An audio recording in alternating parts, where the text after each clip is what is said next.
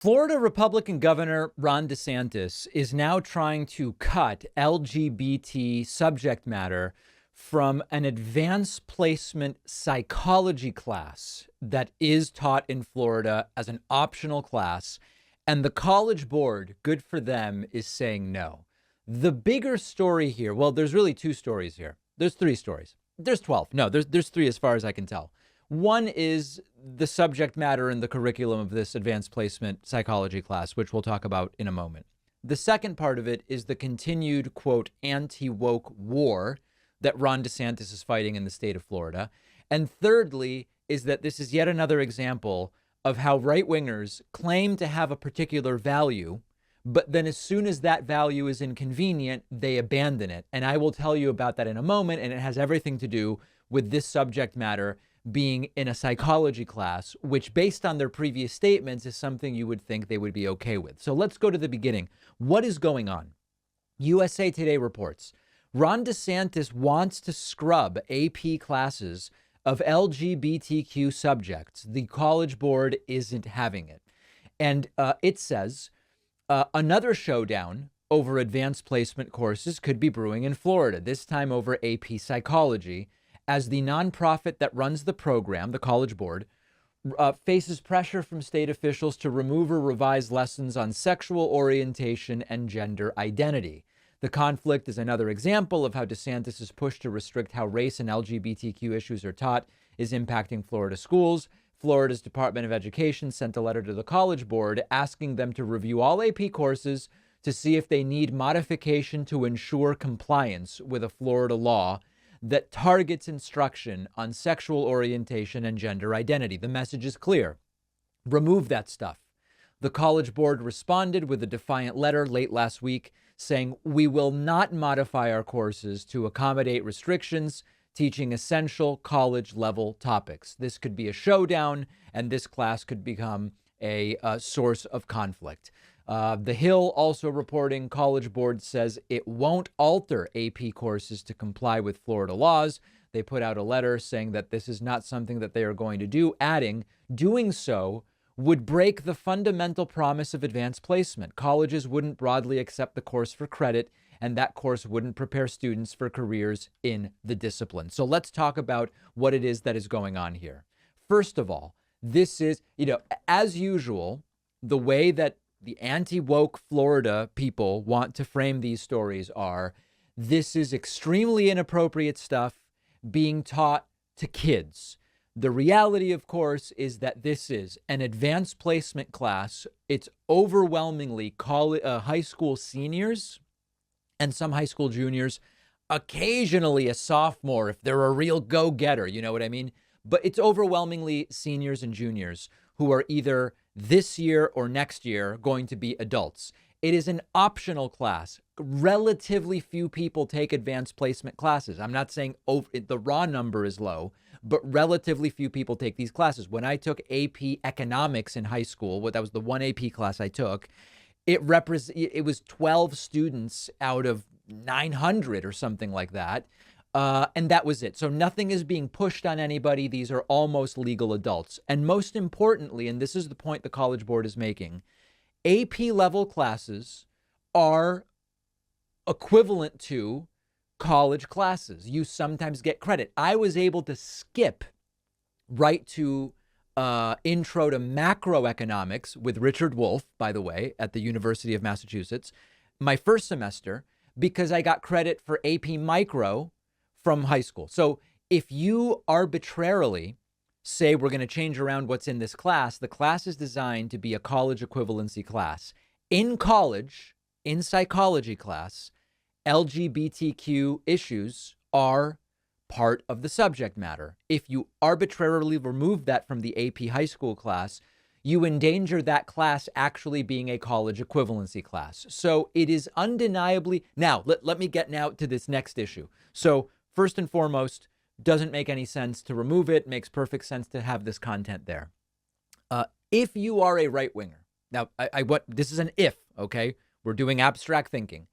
If you are one of the right wingers who writes to me and says, David, whether it's trans, even if it's gay, all of this stuff is merely mental illness.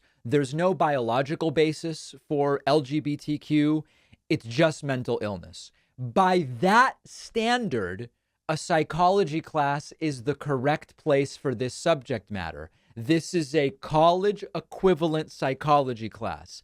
I'm not supporting this view, but what I'm saying is if you have the view that LGBTQ issues are merely issues of mental health that should not be taught to, quote, kids, then what better place for them than in a college equivalent psychology class? Another reminder that they don't actually mean the things they say. They love saying these subjects shouldn't be in science class. They shouldn't be in biology class. Well, maybe they should or maybe they shouldn't. It's quite a large amount of scholarship on that.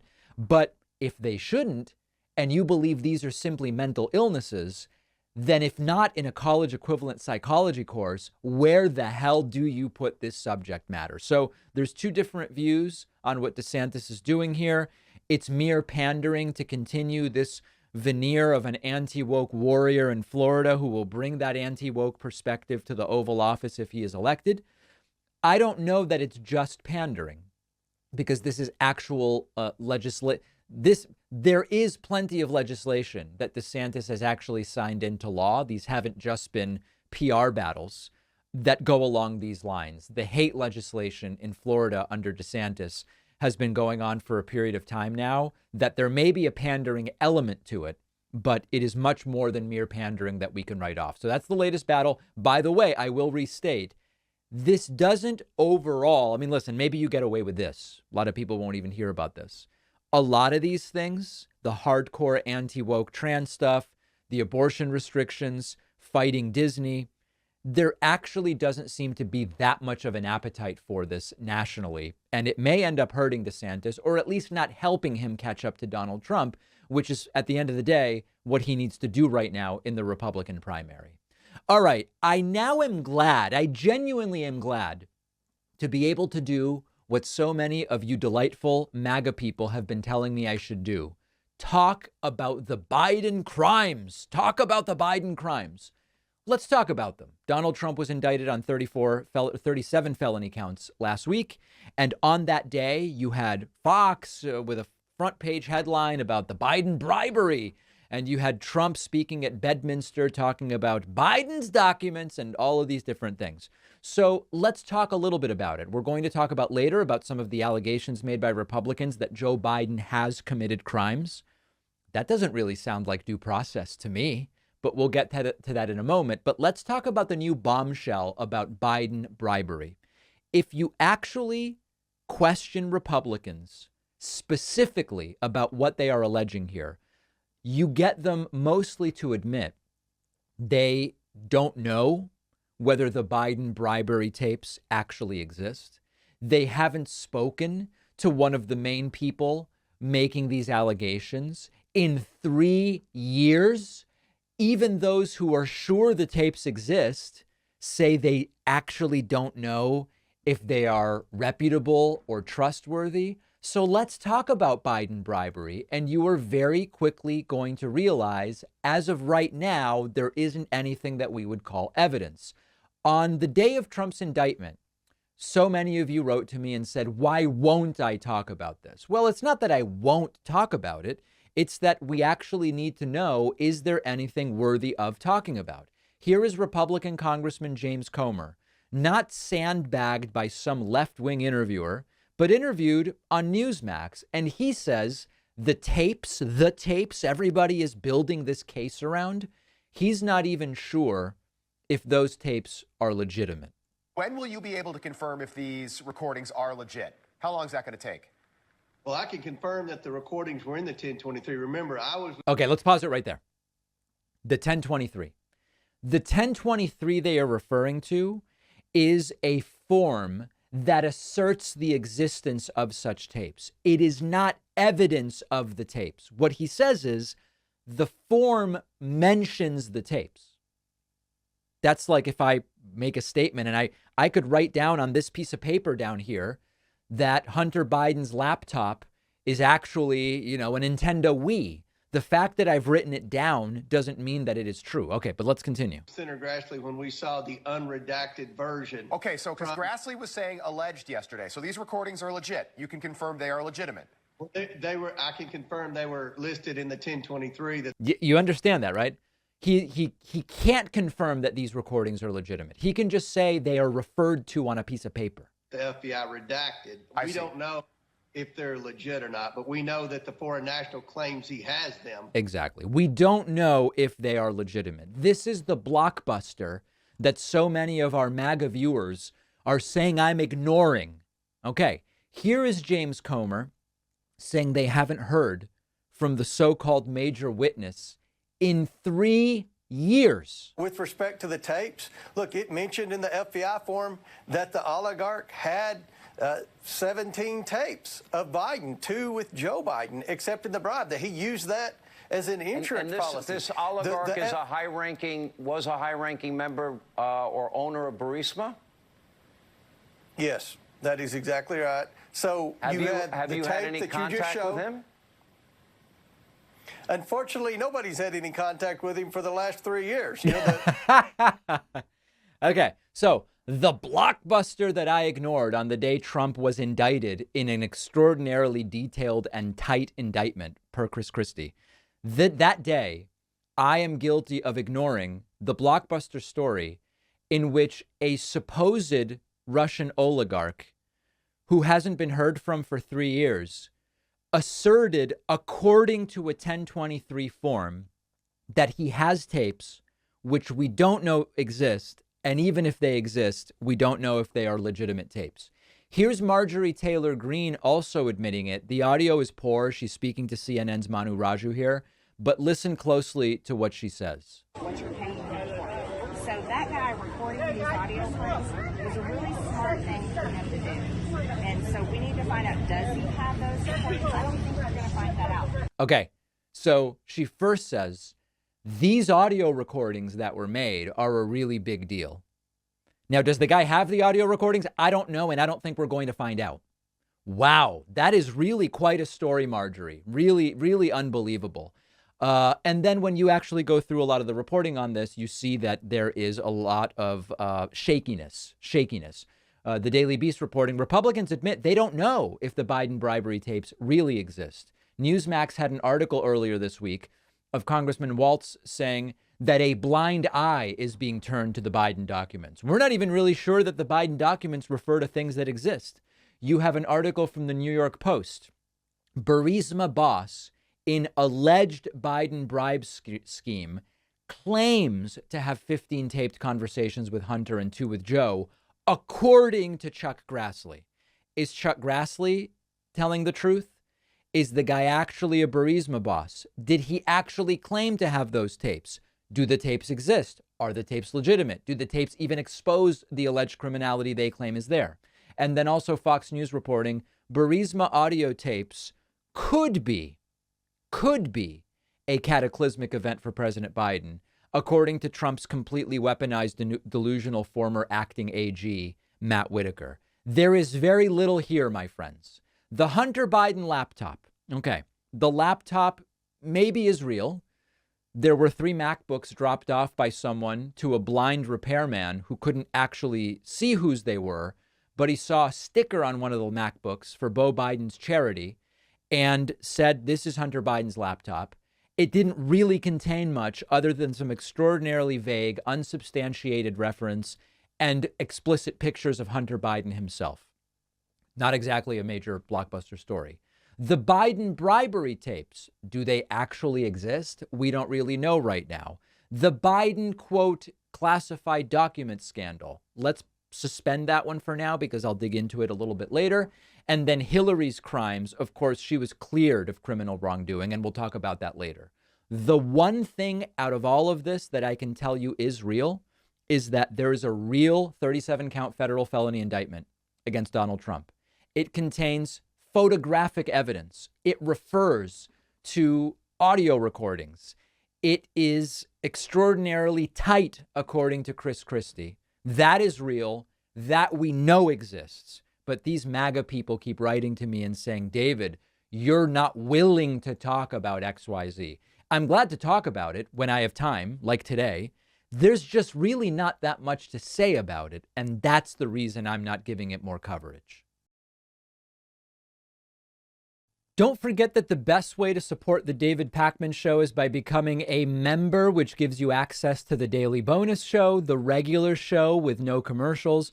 You also get access to our entire archive of every episode dating back a really long time, and plenty of other awesome membership perks. Go to joinpakman.com, joinpakman.com.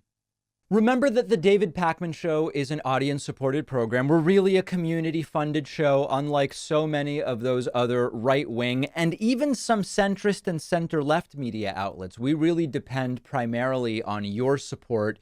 You can sign up at joinpakman.com. We really do put in a lot of effort, both technologically and in terms of staff time, into providing great perks for our members, including commercial-free audio and video streams of every day's show, an extra program every weekday called The Bonus Show, access to a soundboard that works like my soundboard here. Oh, the bonus show where you want to make money. Yeah. Everybody else that makes money to fund themselves is bad. We have a soundboard like that, software version, available in the membership portion of the website, as well as invites to member-only town halls. You can sign up at joinpakman.com and, of course, use the now infamous coupon code indicted again. All right, listen, I think we're doing something good today. We talked about Biden's bribery.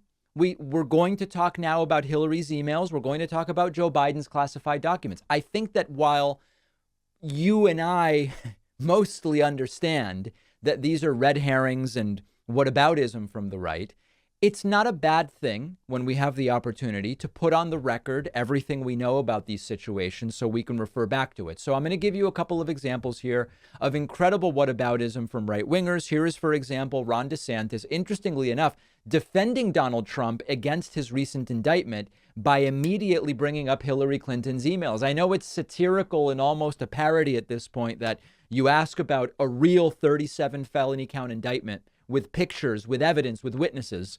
And they say, well, what about Hillary's emails for which she's been cleared of criminal wrongdoing? But that's what they want to do. Here's Ron DeSantis. When I was in Congress, I remember, Hillary had the emails with the classified. And my view was, well, gee, as a naval officer, if I would have taken classified to my apartment, I would have been court-martialed in a New York minute. And yet they seem to not care about that. And is there a different standard for a Democrat Secretary of State versus a former Republican president? I think there needs to be one standard of justice in this country. Right. And that standard of justice is if there is evidence of criminality, regardless of who you are, you get yourself indicted. It's actually sort of shocking that they're still doing this. And it's not just Ron DeSantis. Here's another example. Here's Republican Congressman Mike Waltz, who, again, in an attempt to defend Trump, says, listen, you can call it whataboutism. And then he brings up Hillary Clinton's email. Why not just hand them over? If, to your point, this happens a lot. Yeah, well, look, if he believed he was privileged under the Presidential Records Act, then that is a conversation that I would argue should have continued to happen. Because what's missing also in this conversation, and I could tell you this talking to Floridians and folks back home, you can call it whataboutism or... And we will, because that's what it is. What have you. They're calling it fairness.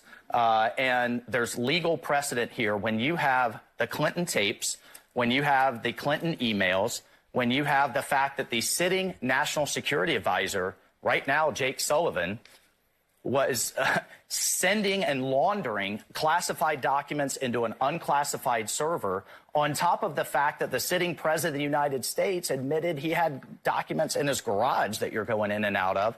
People look at that and say, whoa, wait a minute. There was prosecutorial discretion there. They didn't prosecute. They didn't go after these folks in all of these other instances. All right. You get the point. This actually makes no sense, but sense and the facts don't matter. So it, in a sense, makes perfect sense that they are doing something that makes no sense.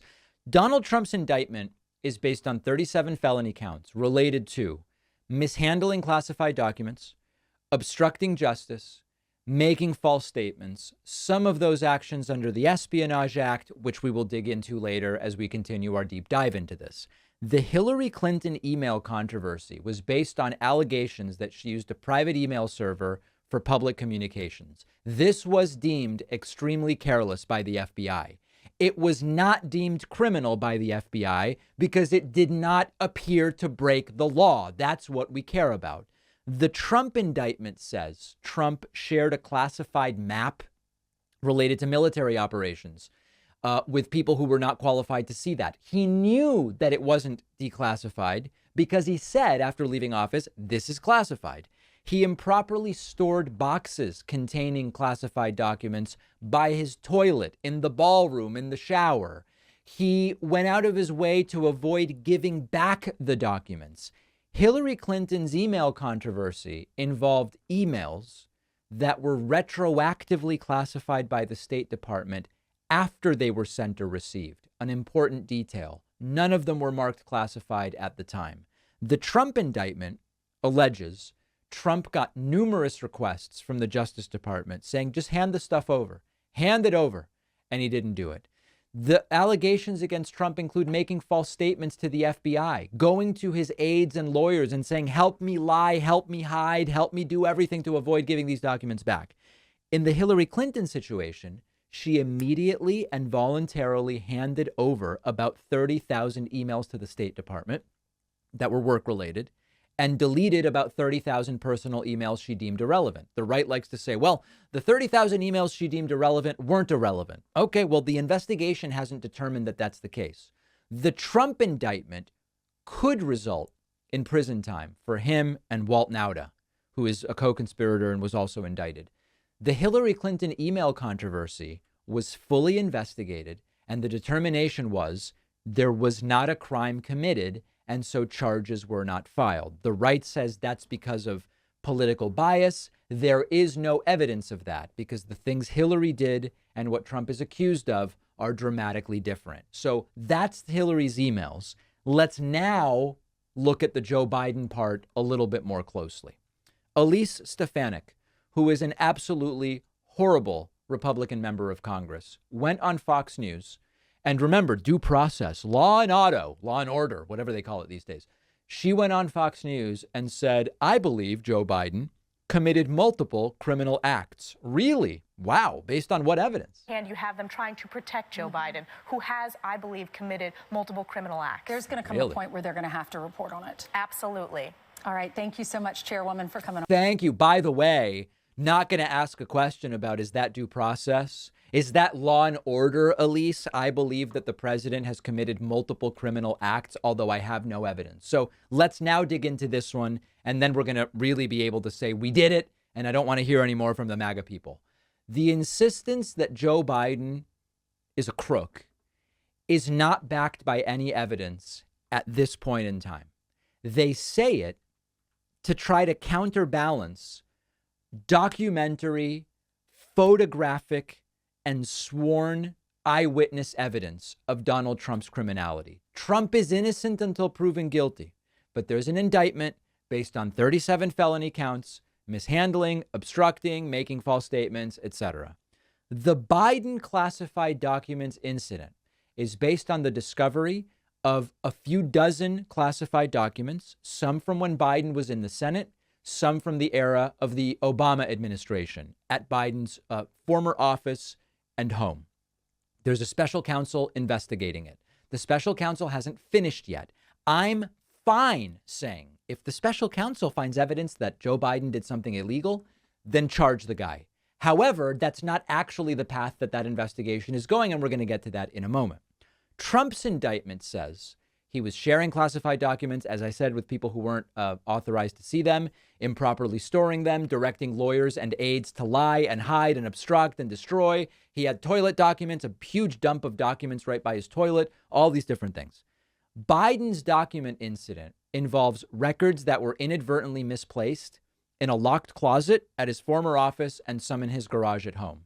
The White House has said, as soon as we figured that out, we immediately turned it over and have been cooperating fully with the DOJ. That is not what Donald Trump did. And much of what Trump is charged with is in that aftermath. It's the cover up, for lack of a better term. Trump defied requests, as I told you, made false statements, as I told you, told aides to hide and obstruct, as I told you. Biden's classified documents don't involve a single allegation of lying or a single allegation of obstruction of justice. Why? Because Biden didn't do those things. He has not been accused of any wrongdoing or charged at this time. Trump's indictment could result in prison time. We don't know yet, but it could. Biden's classified document incident, by all legal assessments that make sense, not by Mark Levin or Tom Fitton, but by people who actually are taking this seriously, Biden's consequences could be administrative sanctions, or in theory, he could have his security clearance revoked, even though he's president, if the investigation finds that he was negligent or behaved improperly. Then, of course, we have the Biden bribery stuff. I already talked about Biden bribery earlier. So we've now looked at Biden bribery. We've looked at Biden classified documents. We've looked at Hillary classified documents. We've done it all. OK, if anybody is found to have likely committed a crime, I'm the first to say charge them. But it would be wrong for me to tell you that that's the direction these things are pointing. Those are the facts, no matter how many times MAGA Trumpists start screaming about it. If you value what we do at the David Pakman Show, remember to support us on Patreon. Go to patreon.com/David Pakman Show, where you can get access to behind the scenes videos, the daily bonus show, the commercial free daily show, as well as special discounts on merch, including hats, hoodies, mugs, and t-shirts. You can support the show for as little as $2 a month. Check it out at patreon.com/David Pakman Show. All right, let's continue some explanatory discussions of some of what has been circulating in the news for the last week or so. We took calls on the Friday show at the end of last week, the way we always do. And a caller called in talking to me about the Espionage Act and the fact that failed, twice indicted, twice impeached former President Donald Trump was partially charged under the Espionage Act in this latest round of indictments, and sort of seemed to be implying by his questions that if you're charged under the Espionage Act, you were being accused of being a foreign spy in some way, shape, or form. And of course, I explained that that's not the case, and I want to delve into that a little bit more today. The Espionage Act is a law that says you can't keep or share secret information that belongs to the government without permission. If you do, you could end up in prison. And the law was made a while ago. It's still used today. There are some who say it is sometimes used improperly or applied incorrectly, but it is not unusual that it is used to prosecute individuals who are not quite literally spies. And that is exactly what is going on here. Trump also made similar claims during that speech at Bedminster, sort of saying they're charging me under the Espionage Act like I did XYZ, but I just had some papers and it's really not even a criminal issue at all, he claims. So a couple of important places to start, and then we're going to talk about some examples. The Espionage Act is not for spies who help other countries only. It's for people who keep secret papers without permission. It's for people who refuse to turn over secret and classified documents that they have. It's for people who obstruct the government's attempt to recover documents that, remember, belong to them, to the government rather, not to the individuals that are holding them. Even while Trump was president, many non-spies were charged under this law. And Trump didn't have any problem with that at those cases. So we've got a bunch of examples here. This is from a CNN article. Robert Burcham, Air Force Lieutenant Colonel, long career. In the first month of the Trump presidency, the government figured out this guy had more than 300 classified documents or files in his home. He had a storage pod, and some of the documents were there. He wasn't charged with spying. He wasn't charged with giving the documents to people. He cooperated, and he was indeed prosecuted under the Espionage Act. Doesn't mean he spied for a foreign country. Kendra Kingsbury, analyst for the FBI, indicted in 2021 for possessing classified documents in her home during the time that Trump was president. Again, similar situation. Not really controversial in terms of the use of the Espionage Act there.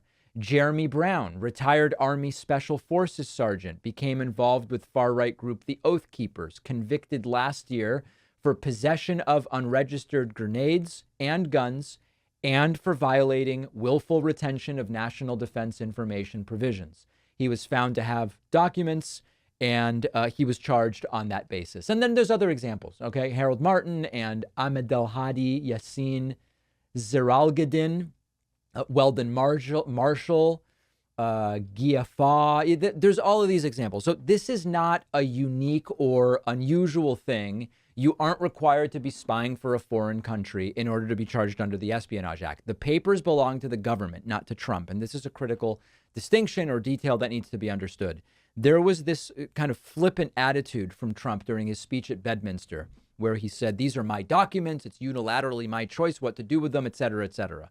He misstated how the Presidential Records Act works.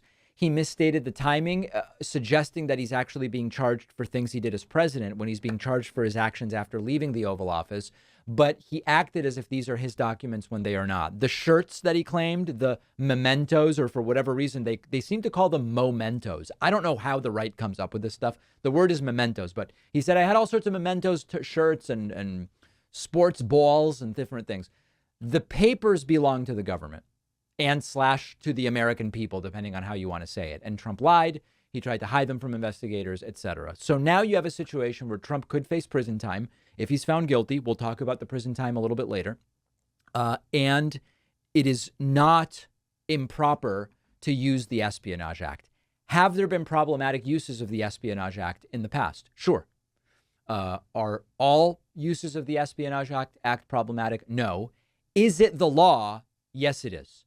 So in addition to this, it's important to mention Trump hasn't been charged for what I'm about to tell you. But, so you always want to go through every layer. Why charge Trump under the Espionage Act if he wasn't spying for another country? Well, that's not what the Espionage Act is. But it is important to mention Trump has done some pretty sketchy stuff with regard to foreign powers. Many of you will remember the infamous incident in 2017 when he had the Russian Foreign Minister Sergei Lavrov and Russian Ambassador Sergei Kislyak, a widely known spy recruiter for Russia, in the Oval Office. And Trump shared with them information given to us in confidence by our ally Israel. Now, you might say, I hate Israel. Okay, but fine. It doesn't change the fact that Trump unilaterally sharing secrets from allies isn't a good thing and is extraordinarily problematic from a national security perspective. Number two, Trump tweeted a classified image of damage to an Iranian spaceport in 2019. Trump told Filipino President Rodrigo Duterte about 2 nuclear subs that the U.S. had off the coast of North Korea. He wasn't supposed to say that. That's not something he was supposed to be talking about. He almost certainly gave sensitive information, if not classified, to Russian President Vladimir Putin during the G20 in Germany in 2017. And then Trump confiscated the interpreter's notes about the conversation. Very, very, very unusual. And fifth, you might remember when Trump posted videos to Twitter, or a video to Twitter, of several members of SEAL Team 5 in camo and night vision goggles, revealing where they were and with unblurred faces. He's not being charged for any of those things. And the Espionage Act doesn't have to be used only for issues related to spying for foreign countries. But the point is, Trump also does have a history of being at minimum careless, is where I would feel confident saying, at minimum careless with the sensitive information he shares with foreign leaders, including adversarial ones. Now, all of that being said, let's have a sober conversation about how much prison time Donald Trump is really facing. Let's contextualize the Trump prison time discussion. On the one hand, there are headlines about Trump is facing 536 years. On the other hand, you have individuals who say there is no time in prison coming for Donald Trump. My personal opinion, this is now not, we're not doing legal now. Now I'm just giving you my personal opinion. 2 weeks ago, I was convinced Trump would get no prison time. I now think it is very likely Trump will get no prison time, but that's a bit of a softening. I am now open to the idea that depending on how this federal trial goes, it's at least conceivable Trump might end up getting sentenced to some prison time. Now let's take my opinion out of it and let's talk about sentencing guidelines, and the crimes that Trump is accused of having committed. 536 years is one of these. Listen, if you take every crime individually and you look at the maximum possible sentence, assuming he was convicted of every crime he's charged with, that no crimes are consolidated or grouped together, and that he gets the maximum consecutive rather than concurrent sentence for each of those crimes. That's how you get that top number, 536. But the more realistic number is far lower, and I want to explain to you why. If you look at the crimes that Trump is charged with, he's accused of giving or trying to give, show, I guess you would say, classified information to people who were not actually authorized to see that stuff. There are obstruction charges. There are all sorts of different charges that are here. And the most he could get for the heaviest charges would be 5 to 20 years per charge. But the actual prison time would depend on a lot of different factors. What are the goals of the punishment? How does this actually go if a trial comes or if a plea deal is accepted or whatever the case may be?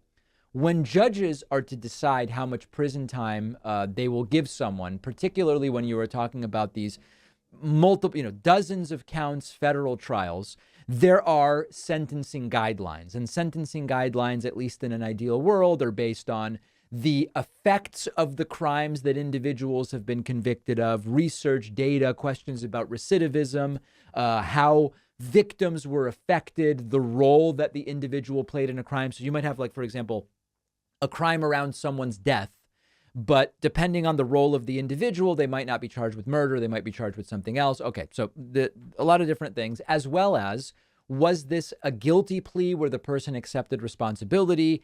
Did they fight it in a trial and were subsequently found guilty? All of these different elements are factors.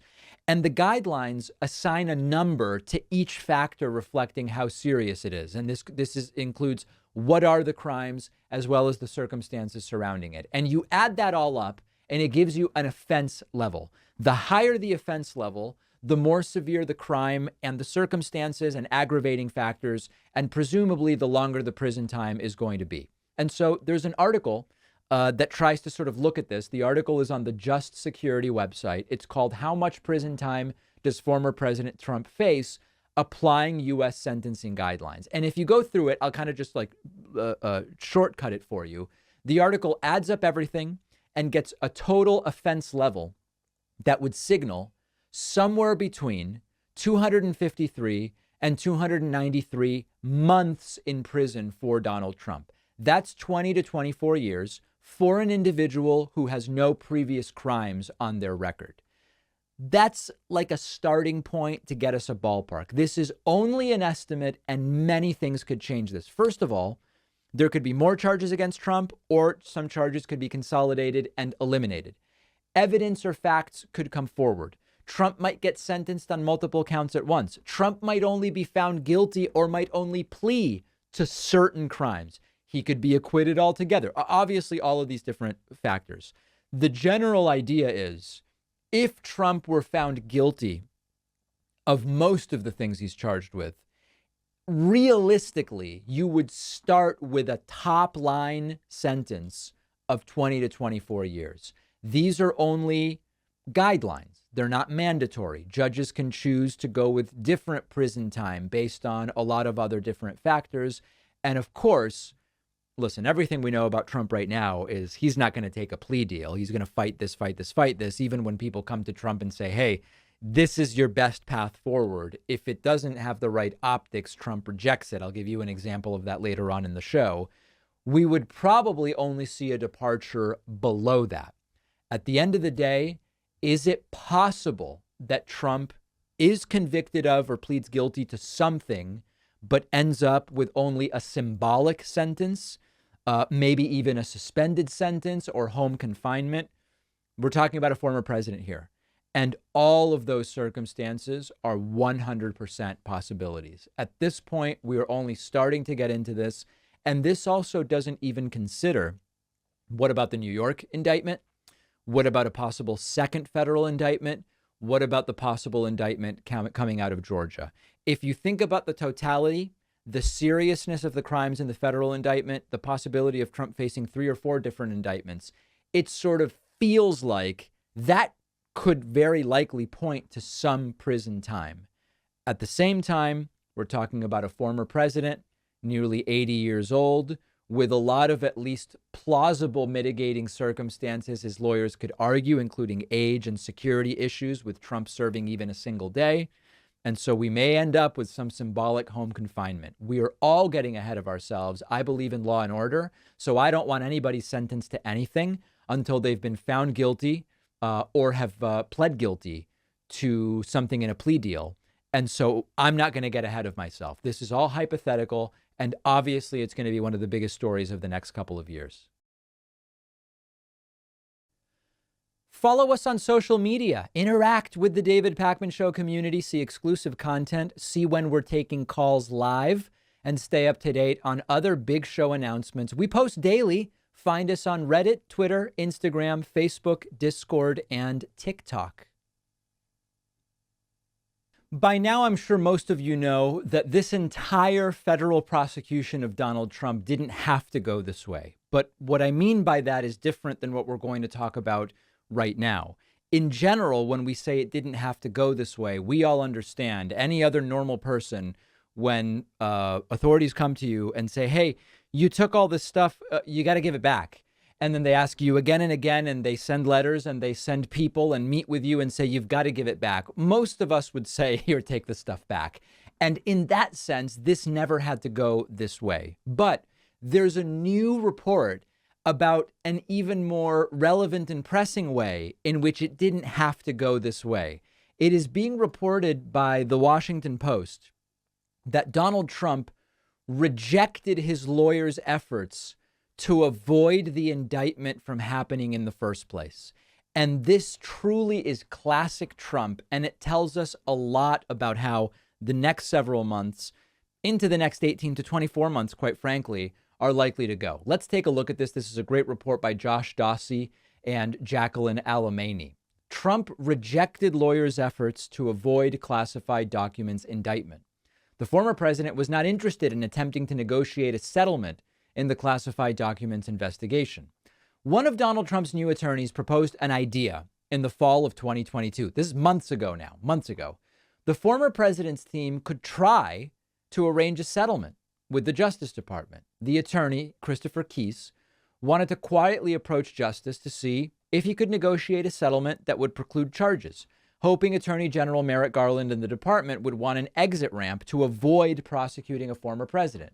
Keyes would hopefully take the temperature down, he was telling others, by promising a professional approach and the return of all documents. But Trump was not interested after listening to other lawyers who urged a more pugilistic approach. Just wait until you hear who those lawyers were. The article goes on. So Keyes never approached prosecutors, according to 3 people briefed on the matter. Special counsel was appointed months later. The rest is history, as we now know. Keyes, a former Solicitor General of Florida, who was paid $3 million up front to join Trump's team last year, declined to comment. That quiet entreaty last fall was one of many occasions when lawyers and advisors sought to get Trump to take a more cooperative stance in a bid to avoid what happened Friday. The Justice Department unsealed an indictment, including more than 36 criminal counts, as we now know.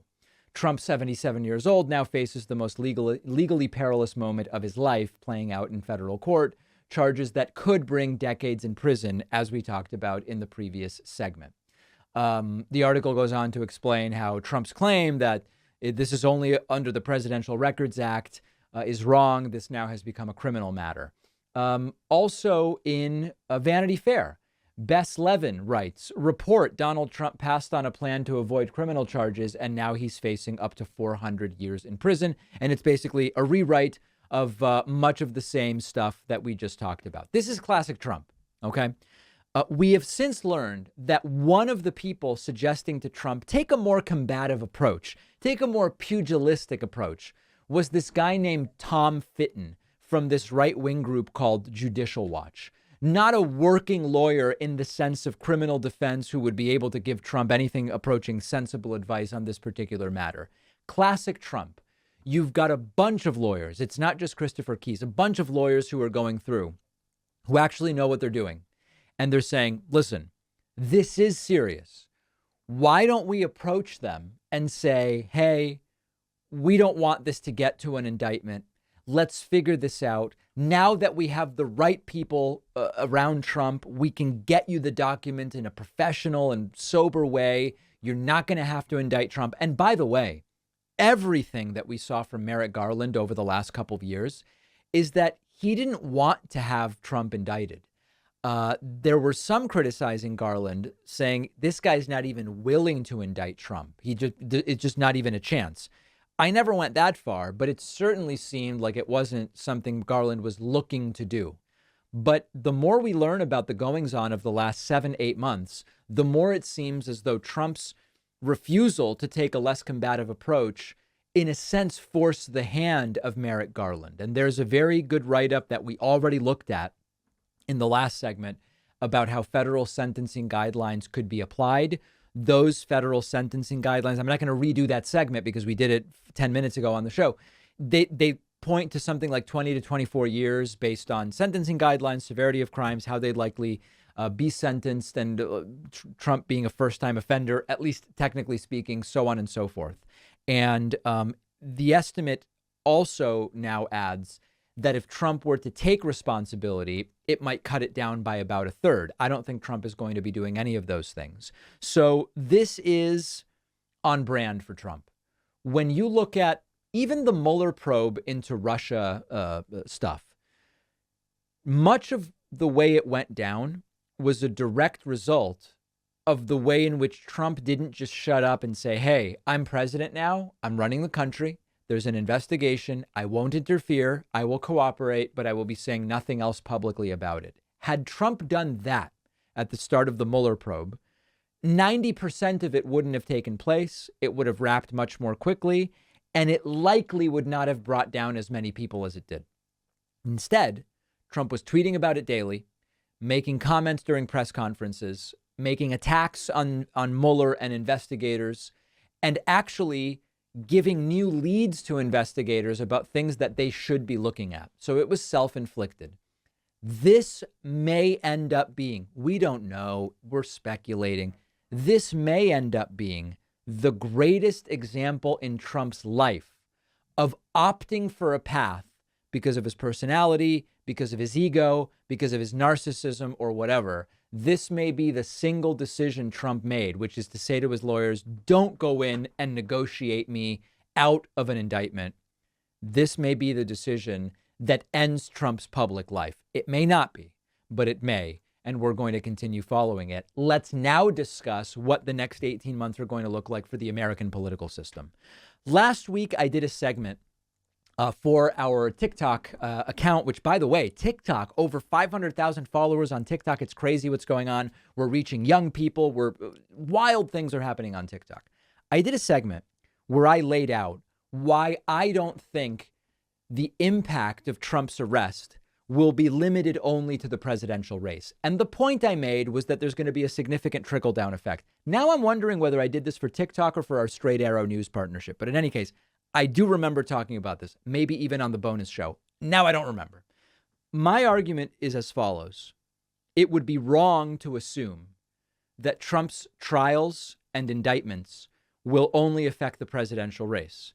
I believe that it will affect down ballot Republicans, and it has the potential, depending on how this all goes over the next 6 to 18 months, to generate an insane amount of chaos for Republicans trying to get themselves reelected in November of 2024.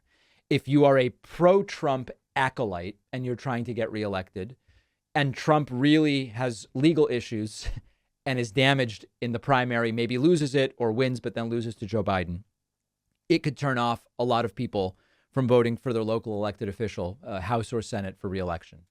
On the other hand, if you take the anti-Trump side as a Republican seeking reelection in 2024 and Trump prevails, that could end up being very damaging to you. So there's a lot of risk here to many in the Republican Party. And as we talked about late last week, Republicans are worried that Trump is going to drag them down. We now are really starting to look at trial calendars and Republican debate schedules and primary schedules. And it is hard to come away with any conclusion other than the one that Newsweek has come across or come to believe, which is that, as they say, Donald Trump is likely to be swamped with multiple overlapping criminal trials. This is the one scenario, other than a health problem, that could derail Donald Trump's campaign. Newsweek writes, Donald Trump is at risk of being faced with multiple criminal trials at the same time, all while campaigning to become president in 2024. Tuesday, Trump pleaded not guilty to 37 federal offenses connected to the Jack Smith documents case and is expected to appear next in Florida court in June. It is currently unknown when a trial could be set for the classified documents case, with the decision to be made by Judge Eileen Cannon, of course, as we talked about, appointed to the bench by Trump, facing calls to recuse herself. The article continues. The New York trial will take place. This is the other trial. The New York trial will take place while the Republican primary is well underway and after the so-called Super Tuesday, where several states vote on the same day. Elsewhere, there have been indications that the criminal investigation in Georgia is drawing to a close, and Trump could face former indictments. That's going to be sometime between July and September, probably. Here they're talking about July and August, etc. Fani Willis's office says federal indictments will not have any impact on the Fulton County election investigation, saying what she is doing is going to happen regardless of what is happening federally. And then it's also important to remember that Donald Trump is potentially going to be federally indicted an additional time related to January 6th. So when we think about what could derail Trump, a health problem, but that could happen to anybody. Anybody could be derailed by a health problem. The political scenario that could derail Trump is that he is so flooded with criminal trials that he quite literally just can't keep campaigning. It pulls him off the campaign trail. Trump has pledged to stay in regardless. That is his pledge. But Trump says things all the time that end up not being true. This is really a cautionary tale. It's best to commit only one crime per year so that you can keep your schedule clear. I'm sort of kidding. Of course, Trump is innocent until proven guilty. I still doubt at the end of the day that the path away from Trump in this primary is that he drops out.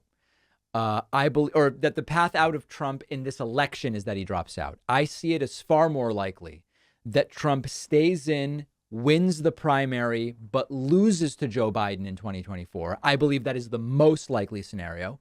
The second most likely scenario is Trump stays in the primary, but loses the primary. Less likely, but still possible. And I believe the least likely scenario is that Donald Trump bails on the primary. And even less likely, I think it's Trump dies and is no longer a candidate. I would put that as fourth. That's my order for this.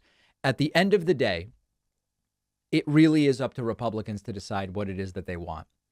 And right now, although the polling is moving a little bit, and I know we're going to look at polling later this week, the polling is moving a little bit, but Trump is still very much in control.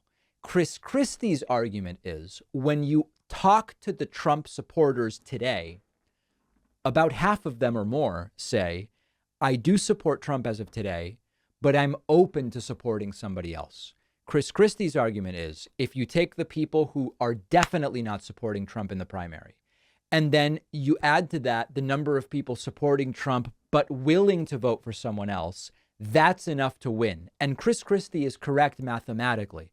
The question is, what would it take for that group that says, I support Trump, but I'm willing to look elsewhere? What would it take to get them to actually look elsewhere? And even 2 more indictments, I don't believe is going to change their mind. We have a voicemail number. That number is 219-2-DAVID-P. Take a listen to this. Hey, David, this is Mike from Sacramento. I just want to say, one, I like your show a lot. 2, the last 4 family gatherings that I've had, my right-wing relatives, all they talk about is transgender stuff, how much they hate the different, whatever. There's one transgender woman that beats people in swimming, and that's all they talk about. That's the most important thing in the entire world. Yep. That and black mermaids and black people shouldn't be in any movies, basically. So I think. Listen, folks, Santa Claus is white and mermaids are white. Why can't these wokesters understand that? Like this next election, we need to be prepared for any response that we can do regarding those types of things. Yeah. I think like Chris Christie, even though I agree, he does sound pretty smart to me and to you. The Republicans don't care about that stuff anymore. They don't care about taxes or foreign policy. All they care about is culture wars. So I think we have to have good responses for that stuff. My response to them was, it's like they were saying, oh, we're concerned that transgender people are just going into women's dressing rooms to rape them. Well, guess what? Donald Trump went into a dressing room dressed as a man and he raped somebody. So they can't, using that as sexually assaulted. Hold on a second. Let's be clear. No, the caller is, that's crazy. And it is incredible that these are the conversations. At one point, the sort of Thanksgiving conversations were very politically stressful, but they were about like tax policy and foreign policy. Now it's about black mermaids. And that is a really crazy commentary about where we are today. Folks, we've got a bonus show coming up right after this show. Make sure you're subscribed at joinpacman.com to get instant access to the bonus show. We've got an incredible week of shows coming up. I will be at a wedding on the West Coast. We've got a great cast of fill-ins. And then I'm going to be back with you so strongly, folks, on Monday. Please be nice to the guest hosts, at least to their face, okay? You can email me later and complain, but please be nice to their face. We'll see you on the bonus show, and then everything just continues throughout the rest of the week.